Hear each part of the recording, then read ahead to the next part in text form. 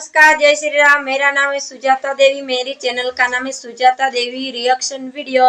आज का वीडियो हम लेके आए हैं, ईरान ने रोका भारत का तेल, भारत की बड़ी रणनीति शुरू। इसके बारे में दोस्तों वीडियो बढ़ते हैं वीडियो में। दोस्तों, मिडिल ईस्ट में फैली आग अब भारत तक पहुंचने लगी। ईरान ने भारत को ऐसा झटका देने की तैयारी कर ली है जिससे न सिर्फ एनर्जी सेक्टर में खलबली मच गई है बल्कि कूटनीतिक गलियारों में भी सन्नाटा फैल चुका है। जहां इस जंग का फायदा उठाते हुए ईरान भारत से बदला लेने की कोशिश कर रहा है, क्योंकि आज से कुछ सालों पहले तक भारत ईरान का सबसे बड़ा ऑयल इंपोर्टर था, लेकिन हालात बदलते ही भारत ने रूस को अपना सबसे बड़ा क्रूड ऑयल सप्लायर बना दिया और ईरान को सालाना 1 लाख करोड़ का चूना लगा है। ऐसे में ईरान ने दूसरे देशों से भारत तक पहुंचने वाले क्रूड ऑयल को रास्ते में ही रोकने का जाल बिछाया है और इसका सीधा असर भारत की अर्थव्यवस्था और तेल की कीमतों पर पड़ सकता है। माना जा रहा है कि आने वाले दिनों में पेट्रोल डीजल के दाम 40% तक बढ़ सकते हैं और ये सिर्फ एक ऑयल सप्लाई का मसला नहीं है, बल्कि इसके पीछे छुपा है एक ऐसा डिप्लोमेटिक पावर गेम जिसमें भारत फंसता नजर आ रहा है। एक तरफ भारत का पुराना दोस्त इजराइल और दूसरी तरफ है ईरान, जिससे भारत ने दशकों तक सस्ता तेल खरीदकर अपनी ऊर्जा जरूरतों को पूरा किया है। अब ऐसे में सवाल ये उठता है कि क्या भारत को इजराइल की मदद करने की कीमत चुकानी पड़ेगी? क्या अब ईरान खुलेआम भारत के खिलाफ हो चुका है? कहां है स्ट्रेट ऑफ हॉर्मुज नाम का वो चेक पॉइंट जिसे बंद करके ईरान पूरी दुनिया में ऑयल सप्लाई चेन को डगमगा सकता है? क्यों भारत ईरान की तरफ अपने 3 युद्धपोत रवाना कर चुका है और क्या डिप्लोमेसी की मदद से इस समस्या का समाधान निकाला जाएगा? जानेंगे सब कुछ विस्तार से, लेकिन उससे पहले वीडियो को लाइक करने के साथ कमेंट में लिखिए जय हिंद, क्योंकि इतने ताकतवर देश के देशवासी होना हमारे लिए गर्व की बात होनी चाहिए। दोस्तों, फिलहाल तो इजराइल और ईरान के बीच जंग में सीज फायर चल रहा है, लेकिन दुनिया भर के डिफेंस एक्सपर्ट्स का कहना है कि ये सीज फायर शायद ज्यादा दिनों तक ना टिके, क्योंकि दोनों देश ग्लोबल लेवल पर एक दूसरे को अब भी युद्ध की धमकियां दे रहे हैं। जहां इजराइल के पास अमेरिका और भारत जैसे सुपर पावर कंट्रीज का साथ है, तो वहीं दूसरी तरफ हमारे दोस्त रूस ने ईरान के साथ हाथ मिला लिया है और ईरान के पास न्यूक्लियर वेपन या महंगे एडवांस हथियार हो ना हो, लेकिन वर्ल्ड इकोनॉमी की गर्दन उसके हाथ में है, जिसे मरोड़कर वो दुनिया भर में तेल की सप्लाई को हिला सकता है। जी हाँ, और इस ज्योग्राफिकल एडवांटेज के चलते ईरान भारत, इराक और अमेरिका समेत दुनिया भर के देशों को धमका रहा है।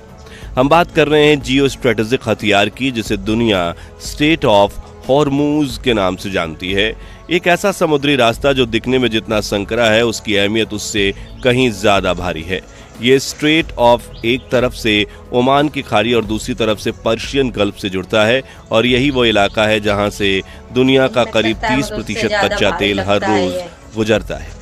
यानी अगर ईरान इस रास्ते को बंद कर दे तो ना सिर्फ भारत बल्कि चीन, जापान, दक्षिण कोरिया और यूरोपियन यूनियन जैसे देश भी कच्चे तेल के लिए तरस जाएंगे। इसलिए ईरान अमेरिका से लेकर भारत को इसी चेक पॉइंट के नाम पर धमकी दे रहा है।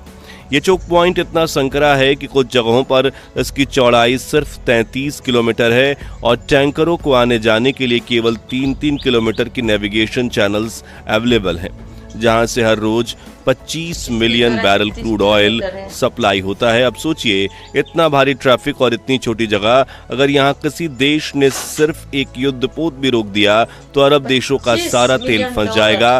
खासकर सऊदी अरब, इराक, कुवैत, यूएई, कतर जैसे देशों की पूरी सप्लाई पूरी तरह से रुक जाएगी और पूरा एक्सपोर्ट इकोनॉमी इसी रास्ते पर टिका हुआ है। और यही बात इस इलाके को बेहद सेंसिटिव बनाती है। और अब जब इजराइल ईरान युद्ध की आंच स्ट्रेट ऑफ हॉर्मुज तक पहुंच चुकी है, तो भारत जैसी उभरती हुई सुपर पावर के लिए स्थिति और भी जटिल हो गई है, क्योंकि एक तरफ भारत के पास इजराइल जैसा भरोसेमंद दोस्त है, तो दूसरी तरफ ईरान के साथ भी भारत के ऑयल बिजनेस और डिप्लोमेटिक रिलेशंस दशकों पुराने हैं।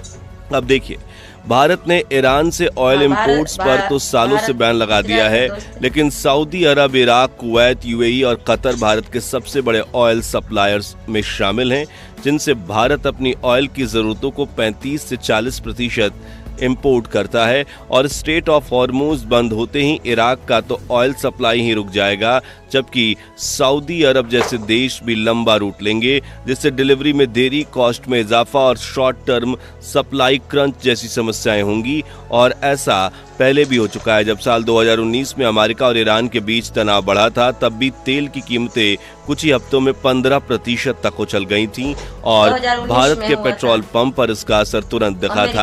अब सोचिए, अगर स्ट्रेट ऑफ हॉर्मूज पूरी तरह से बंद हो जाए और ईरान और इजराइल जंग गहराए तो भारत में पेट्रोल 120 या 130 रुपए तक पहुंच सकता है, जो न सिर्फ ट्रांसपोर्ट बल्कि हर छोटे बड़े बिजनेस पर असर डालेगा।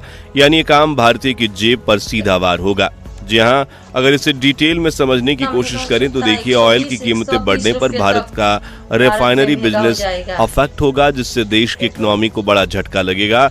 वहीं पेट्रोल, डीजल, नेचुरल गैस और बाकी केमिकल प्रोडक्ट्स की कीमत बढ़ेगी, जिससे इंडस्ट्रीज का खर्च बढ़ेगा, ट्रांसपोर्टेशन कॉस्ट बढ़ेगी और इसका इफेक्ट खाने से लेकर कपड़े तक जीवन के जरूरी हर चीज की कीमत पर पड़ेगा।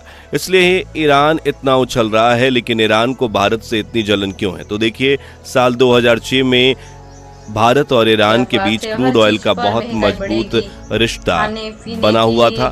उस वक्त भारत ईरान से हर साल 11 से 13 बिलियन डॉलर का कच्चा तेल लेता था और ईरान की इकोनॉमी के लिए भारत दूसरा सबसे बड़ा कस्टमर बन गया था। भारत के साथ इस गहराते रिश्ते से ईरान को फायदा तो बहुत हुआ, लेकिन जैसे ही अमेरिका ने 2012 में ईरान पर सख्त प्रतिबंध लगाए और कहा कि जो देश ईरान से व्यापार करेगा उस पर भी एक्शन लिया जाएगा, तब भारत ने अंतर्राष्ट्रीय नियमों का पालन करते हुए तेल की खरीद पर ब्रेक लगा दी। हालांकि भारत ने कई बार ईरान को बाईपास रास्तों से पेमेंट देने की कोशिश की, जैसे रुपया, रियाल, ट्रेड सिस्टम, बार्टर सिस्टम, यहाँ तक कि तुर्की के बैंक के जरिए पेमेंट। लेकिन जैसे जैसे अमेरिका का दबाव बढ़ता गया, ईरान ने अपनी इकोनॉमी से दुनिया भर के आतंकवादी संगठन का समर्थन करना शुरू किया।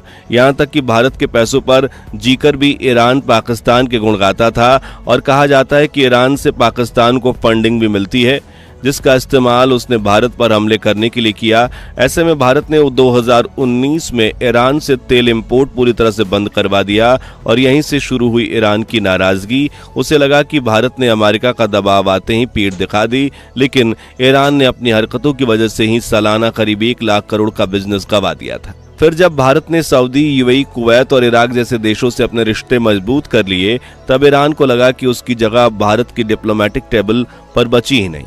अब ईरान भारत को हर मोर्चे पर नीचा दिखाने की कोशिश कर रहा है, चाहे वो चार बहार पोर्ट की डील में देरी करना हो, पाकिस्तान से दोस्ती बढ़ाना हो या फिर क्रूड सप्लाई के नाम पर भारत को धमकाना। लेकिन अब 2006 वाला भारत नहीं है। आज भारत न सिर्फ ऑप्शनल रूट और सप्लायर्स पर काम कर रहा है, बल्कि strategic oil reserve, green energy और इंटरनेशनल एग्रीमेंट के जरिए वो लगातार अपनी साख को बढ़ा रहा है, जिससे किसी एक देश की ब्लैकमेलिंग से उसकी अर्थव्यवस्था कभी नहीं डगमगाएगी। जी हाँ, पहले भी स्ट्रेट ऑफ हॉर्मूज को बंद करने की ईरान की धमकी से जहां बाकी देश घबरा गए थे, वही भारत ने इसका जवाब घबरा कर नहीं बल्कि 3 अपनी पावरफुल स्ट्रेटजीज से दिया, जो अब भी कायम है। पहली रणनीति थी मल्टी सोर्स एनर्जी पॉलिसी, यानी किसी एक देश पर निर्भरता खत्म। भारत ने ईरान पर से अपनी निर्भरता खत्म करते हुए धीरे धीरे रूस, इराक, सऊदी अरब, कुवैत, ब्राजील, मेक्सिको और अमेरिका जैसे देशों से तेल खरीदना शुरू कर दिया। इसका नतीजा ये हुआ कि आज रूस भारत का सबसे बड़ा तेल सप्लायर बन गया, जहां से भारत डिस्काउंट में तेल खरीद रहा है और वहीं तेल प्रोसेस करके कई देशों को एक्सपोर्ट भी कर रहा है। और ईरान रूस वाले ऑयल सप्लाई को रोकना तो दूर की बात, छू तक नहीं सकता। भारत की दूसरी रणनीति थी रिफाइनरी स्ट्रेंथ बढ़ाना, इंटरनेशनल ट्रेड हब बनना। आज भारत दुनिया के टॉप 5 तेल रिफाइनरिंग देशों में आता है। गुजरात और महाराष्ट्र जैसे राज्यों में बनी रिफाइनरीज भारत सिर्फ अपनी जरूरत पूरी नहीं करता, बल्कि अफ्रीका और एशिया के कई देशों को फ्यूल सप्लाई भी करता है। ये सिर्फ एक बिजनेस नहीं बल्कि भारत की डिप्लोमेटिक स्ट्रेंथ का हिस्सा है। और तीसरी सबसे ताकतवर स्ट्रेटजी ग्रीन एनर्जी और ऑयल रिजर्व दोनों पर फोकस। एक तरफ भारत सोलर, विंड और हाइड्रोजन जैसे विकल्पों पर काम कर रहा है, तो वहीं दूसरी तरफ स्ट्रेट ऑफ हॉर्मूज जैसी स्थितियों से निपटने के लिए भारत ने अपने ऑयल रिजर्व्स भी फुल कर लिए हैं, जिससे कुछ महीनों तक बिना इंपोर्ट के भी देश चल सकता है। यानी कि अब तक कोई भी देश, चाहे वो ईरान हो या कोई और, भारत को तेल के नाम पर ब्लैकमेल नहीं कर सकता। इतना ही नहीं, भारत ने अपने 3 युद्धपोत भी सीधा ईरान में तैनात कर दिए हैं।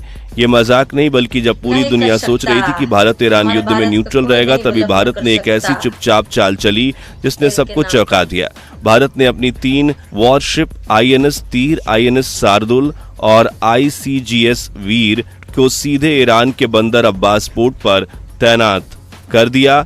ये कोई आम दौरा नहीं था, बल्कि एक लॉन्ग रेंज ट्रेनिंग डिप्लॉयमेंट के तहत उठाया गया स्ट्रेटेजिक मूव था, जो न सिर्फ ईरान को मैसेज देता है बल्कि अमेरिका, इजराइल जैसे देश को भी दिखाता है कि भारत इस क्षेत्र में इम्पोर्टेंट और इंडिपेंडेंट पावर बन चुका है।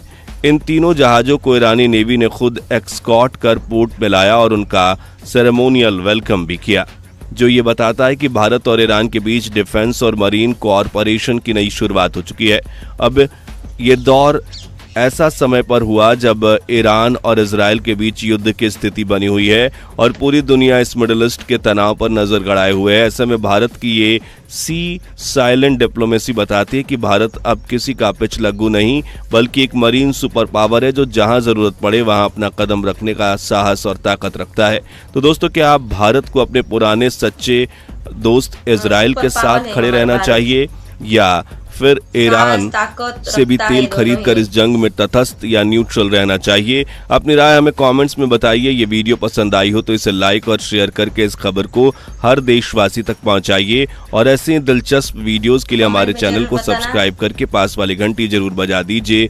जय हिंद, जय भारत। दोस्तों, ये वीडियो तो खत्म हो चुका है। आपको ये हमारा वीडियो दोस्तों कैसा लगा है, ये दोस्तों आप कमेंट में बताना, और ज़्यादा से ज़्यादा इस वीडियो को दोस्तों आप शेयर कीजिएगा, लाइक सब्सक्राइब करना। और हमारा भारत को इजराइल के साथ दोस्ती रखना अच्छी लगेगी या ईरान के, ये आप दोस्तों कमेंट में ज़रूर बताना। नई वीडियो मुलाकात होगी, तब तक के लिए जय हिंद, जय भारत।